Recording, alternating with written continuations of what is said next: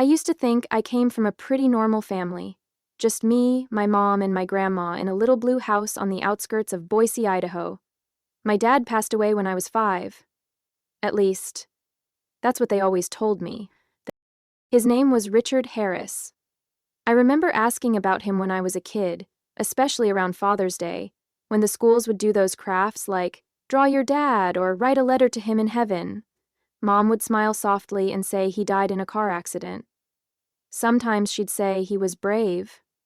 Other times, she'd just go quiet. I didn't have a grave to visit. No photos except one. A black and white picture in my grandma's hallway of a tall man in a military uniform. That was my dad, apparently.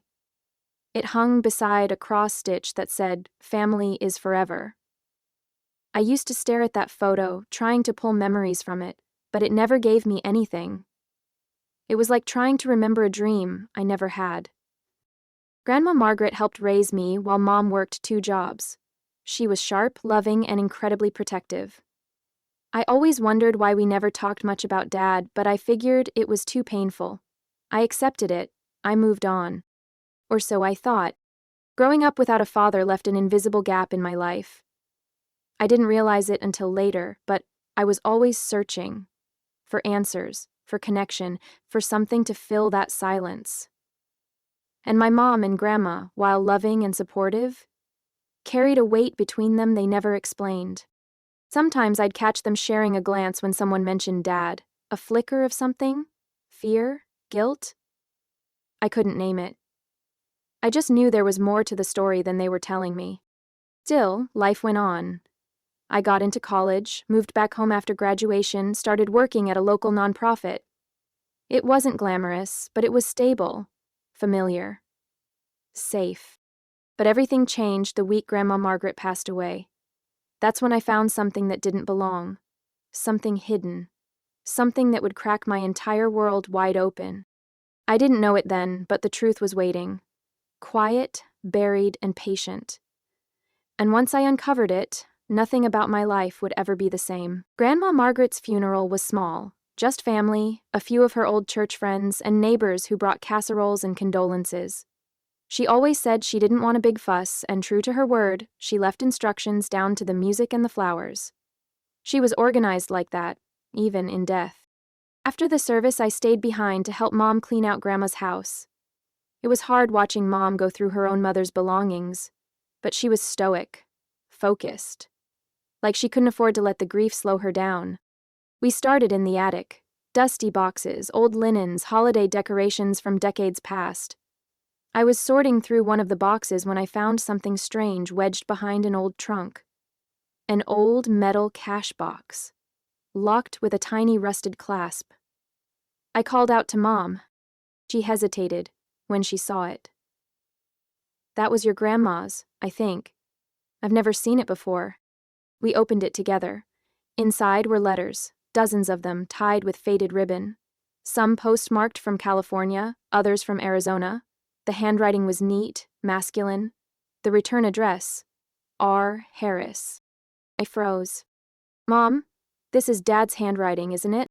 She didn't answer right away. Her hands trembled as she picked up one of the envelopes. She looked like she'd seen a ghost. "It can't be," she whispered. But she kept reading.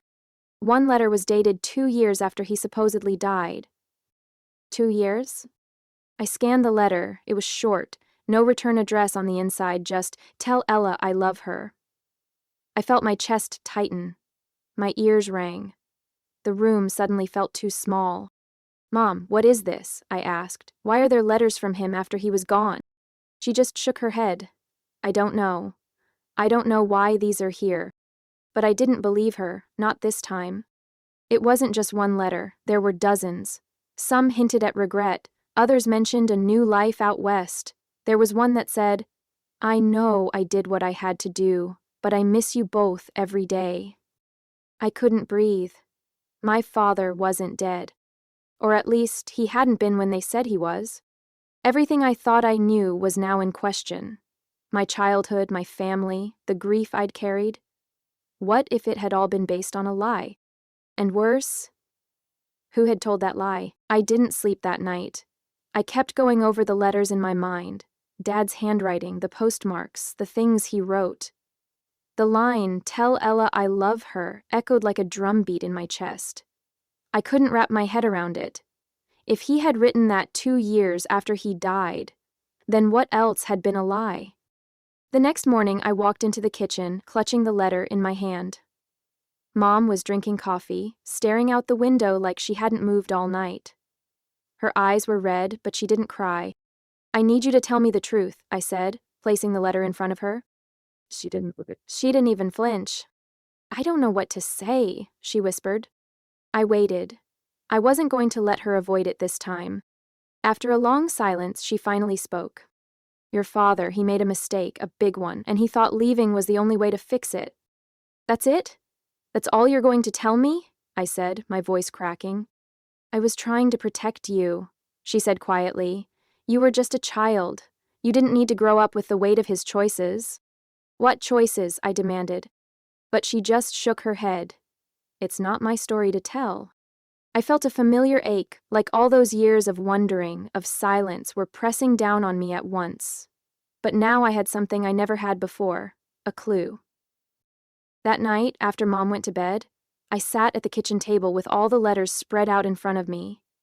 I sorted them by date, location, tone. A pattern began to form. He'd been moving around, but he kept circling back to Arizona. There were addresses on a few envelopes. One return address repeated itself more than once, a small town called Cottonwood, Arizona. I opened my laptop and searched for it. Small town, quiet, population around 12,000. Nothing remarkable. But it was enough. The next morning, I called out sick from work and booked a flight. I didn't tell Mom. I didn't even pack much. Just my phone, my wallet, and a copy of the first letter he sent. If he was alive, if he was there, I needed to look him in the eyes. I needed to hear it from him. Not from a letter, not from silence. From the man who left me behind. Cottonwood, Arizona was smaller than I imagined. Dusty roads, a single stoplight in the town center, and storefronts that looked like they hadn't changed since the 80s. The air was dry and everything moved slower. It felt like time forgot this place. And maybe that's why my father had chosen it. I had the address from one of the envelopes. It led me to a modest beige house on the edge of town. The lawn was overgrown, a faded wind chime swayed by the porch. I stood at the curb for almost 10 minutes, my heart pounding so hard I thought it might knock on the door for me. What if it wasn't him, or worse, what if it was? I finally forced myself to walk up the path. My hand trembled as I rang the bell. The door opened a crack. A man in his late 50s stared back at me. Gray hair, lines around his eyes. He looked nothing like the photo in Grandma's hallway. He looked older, heavier. But there was something in his eyes. Familiar. "Can I help you?" he asked. "Richard Harris?" I said quietly. His face went pale. He stepped back. "I think you have the wrong house," he said. "No, I don't." I held up the letter, the one with his handwriting. The one that said, "Tell Ella I love her." He looked at it for a long moment. Then at me. "You're Ella." My throat tightened. I nodded. He opened the door wider but didn't say a word for what felt like an eternity. Then, finally, he whispered, "You look just like your mother." That broke something in me. I didn't know if I wanted to scream, cry, or walk away. Instead, I stepped inside. His home was quiet, neat, almost sterile, a single recliner, no family photos on the wall. It didn't feel lived in, it felt like a hiding place. He offered me water. I shook my head. "Why?" I asked. My voice cracked. "Why did you let me believe you were dead?" He sat down heavily. "Because I didn't think I deserved to be your father anymore." I stared at him. That wasn't enough. That wasn't nearly enough. "I want the truth," I said. "All of it." He looked down, ashamed. "I owe you that much," he said softly. "But it's not a story with a happy ending. I didn't care. I was there for the truth. Even if it shattered everything." He sat there for a long time, elbows on his knees, staring at the floor like the words were hiding in the cracks. I waited, arms crossed, heart pounding. I wanted to yell, but I stayed quiet. I needed the truth more than I needed to vent. I was in trouble, Ella, he finally said. Real trouble. He took a deep breath. Back in Chicago, before you were born, I worked as a financial advisor. I made good money, we lived well, but I got greedy. A friend convinced me to invest clients' money into something that wasn't real, some bogus offshore account. At first, we thought we could double their money and return it before anyone noticed.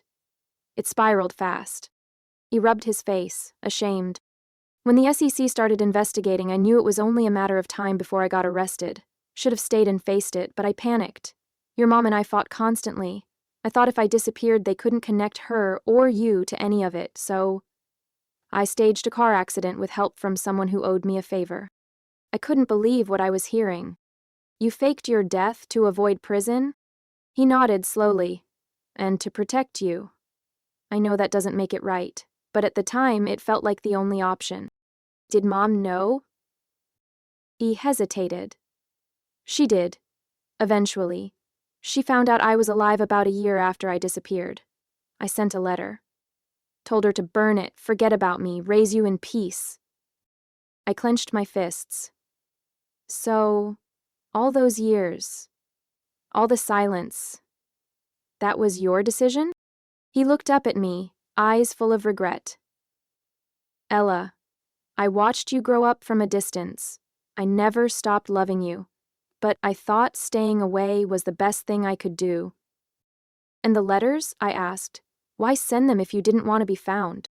His voice cracked, because I couldn't help myself. I needed to believe that maybe one day you'd forgive me. I stood up, pacing the room. My stomach churned. I didn't know what hurt more, the betrayal or the fact that a part of me still wanted him to be the dad I'd always dreamed of. There's something else, he said suddenly, something I haven't told you yet. I turned to face him. You deserve to know. I didn't just disappear. I started a new life, I remarried, I have a son. I just stood there, staring at him. My mouth was open, but no words came out. A son? He had a whole new family, while I was growing up thinking he was dead? How old is he? I finally asked, though I already felt sick knowing the answer. 19, he said. His name is Caleb. 19, just a few years younger than me. Did you raise him? I asked, already knowing the answer from the way his eyes softened. Yes. I've been in his life since he was born. My knees buckled and I sank into the chair across from him. I felt like the wind had been knocked out of me. He had been there for Caleb's first steps, birthdays, holidays, while I was blowing out candles with an empty chair at the table. You raised him, I repeated, hollow, but you left me. I didn't plan for it to happen like that, he said. I met Rachel a few years after I disappeared. She didn't know about my past at first. When she got pregnant, I had to make a choice. Disappear again or try to be someone better. And you chose them. Once had completely isolated him. I looked around the house again, searching for traces of this second life. There were photos now that I hadn't noticed before. On a hallway table, Caleb in a football jersey, a woman with kind eyes smiling beside Richard. It felt like someone had taken my father, my memories, my childhood, and simply handed them to someone else. Like I'd been erased. I don't even know what hurts more, I said, my voice trembling. The fact that you lied, or the fact that you replaced me? No, Ella, I never... You did, I snapped. You let me grow up thinking I wasn't worth staying for.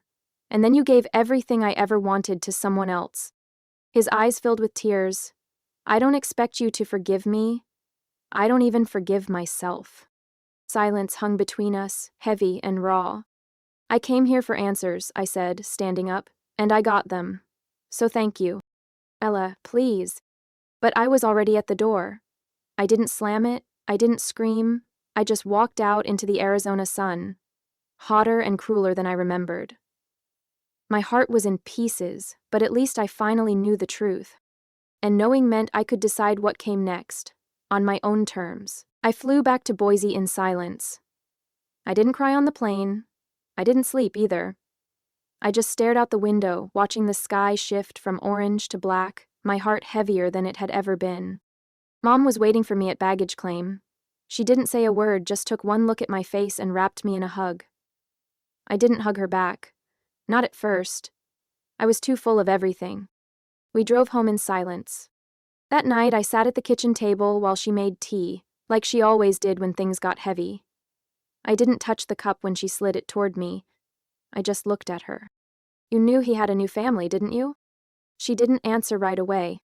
I found out a few years after he left, she finally said. He sent another letter, told me he'd met someone, that he was going to be a father again. I clenched my fists. And you still let me believe he was dead. I didn't know what else to do, Ella. What was I supposed to say? That your father was alive but chose someone else? Yes, I snapped. That's exactly what you should have said. I would have rather hated the truth than lived a lie. She blinked, then looked down at her hands. I didn't know how to protect you without breaking you. Well, I'm broken anyway. Silence stretched between us again, but this time it wasn't heavy, it was clear. I stood up. I need space, Mom. Not forever, just time. Her eyes filled with tears. Where will you go? I don't know yet. Maybe just stay with a friend for a bit. But I can't be here right now. She nodded slowly, like she already knew this moment was coming. I love you, she whispered.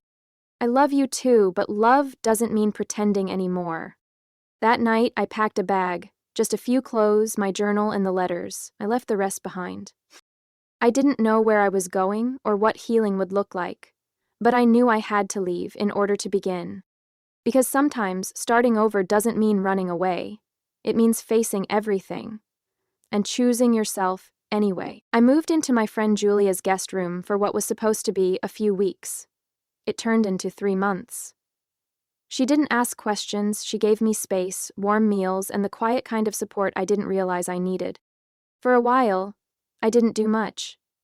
I took a leave from work. I read books I never finished. I took long walks around her neighborhood, thinking about who I was before I knew the truth, and who I wanted to be now. One afternoon, I sat in the park with my journal and wrote something that changed everything. I am not what they left behind. I am what I choose to become. That became my mantra.